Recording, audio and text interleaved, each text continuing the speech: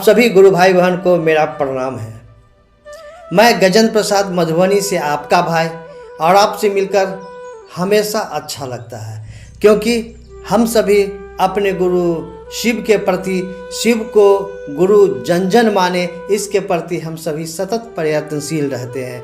ये साहब श्री का कहना है, उस कहना को भला कौन नहीं मानेंगे। जब साहब श्री काशी नगरी में बाबा विश्वनाथ के मंदिर में आरती की समय गए तो उनके साथ क्या हुआ? क्या उन्होंने शिवलिंग के समझ जाकर आरती होते हुए देखा और आरती लिए? आरती स्वयं उनके पास आ गए। रास्ते में प्रवेश करते समय गली में एक भीमकाय सार आ गया था, वो अचानक कहाँ विलुप्त हो गया? इसी तरह के विभिन्न प्रश्नों के उत्तर अभी आपको मिलेंगे इस वीडियो के मध्य में।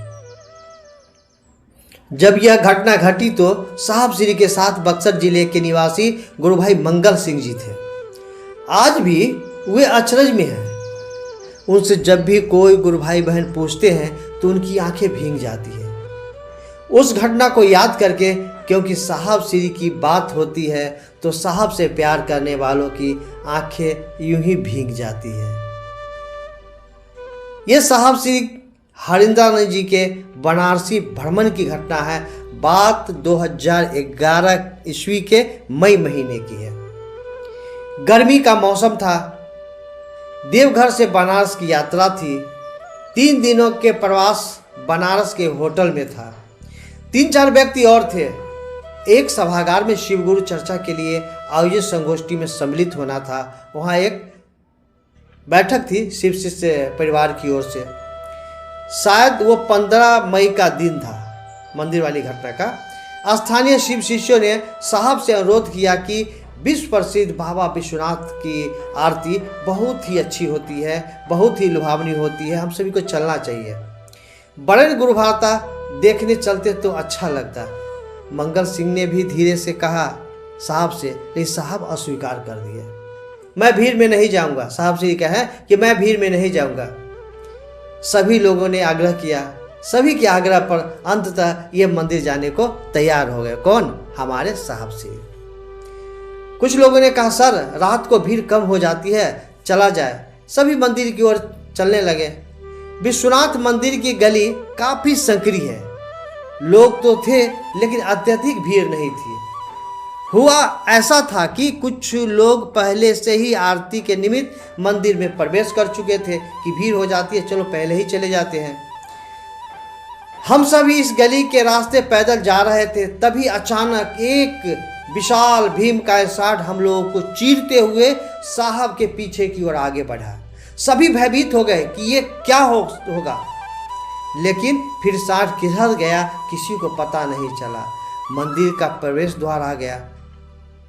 पुलिस की सुरक्षा जांच के बाद सभी मंदिर के अंदर चले गए। भारत की प्रसिद्ध विश्वविख्यात तीर्थस्थली यह अनुपम ज्योतिर्लिंग चारों ओर खड़े लगभग 500 लोगों के कारण दृष्टिगोचर नहीं था, दिखाई ही नहीं दे रहा था। आरती अब प्रारंभ होने वाली थी। साथ आए लोगों से साहब श्री बोले, आप लोग भीतर आरती में जाइए।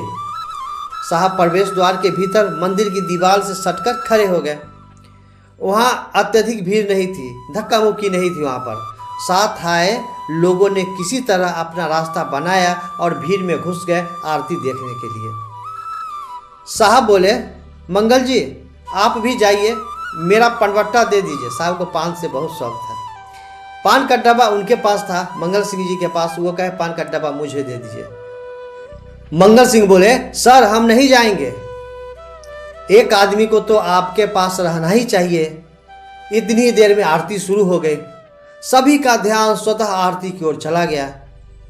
आरती करने वाले एक युवा पुरोहित थे।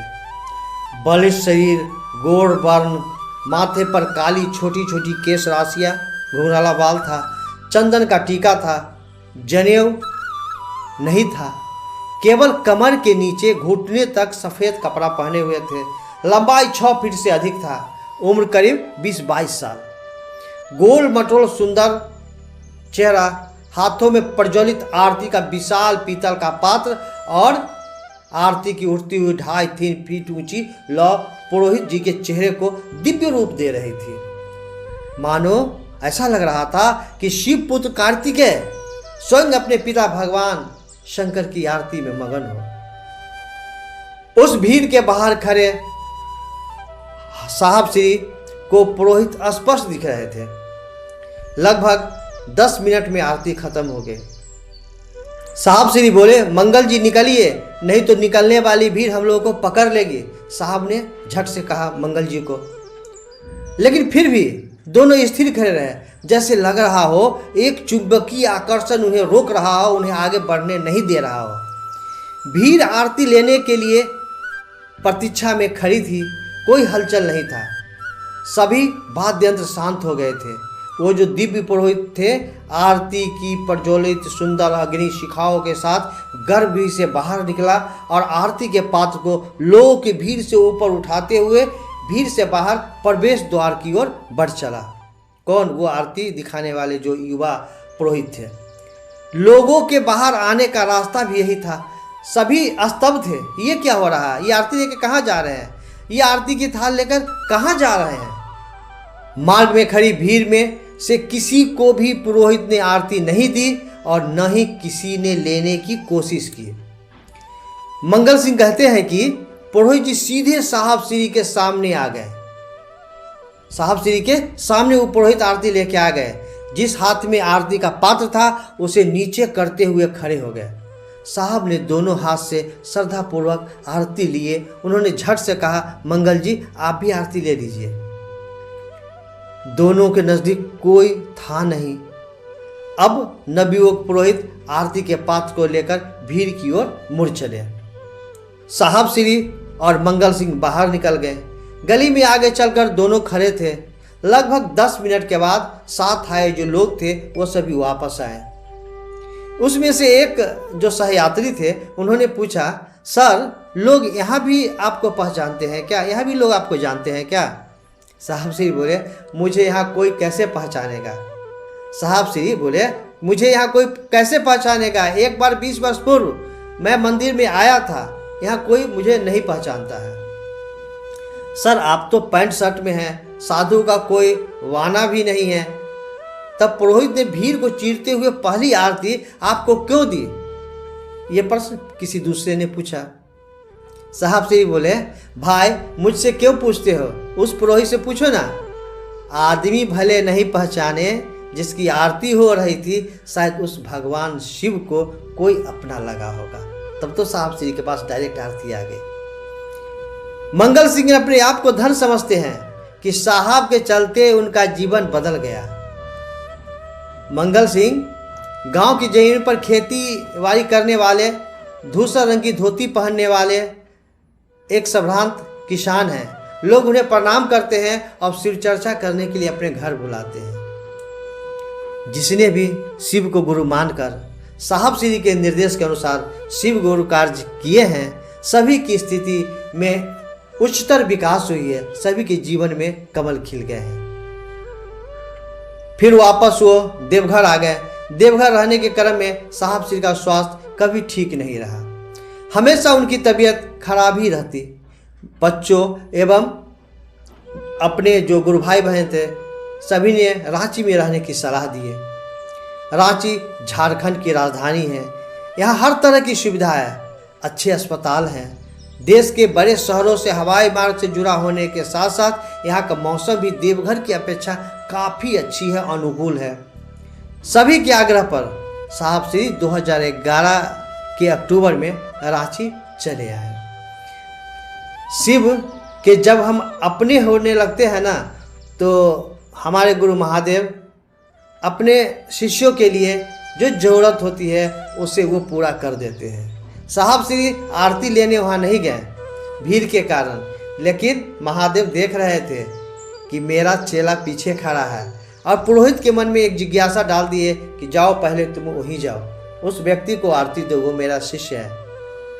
और वो पुरोहित भी कौन था क्या पता, गणेश जी थे या कार्तिकेय थे, कौन थे क्या पता, ये तो साहब जाने और हमारे गुरु शिव जाने।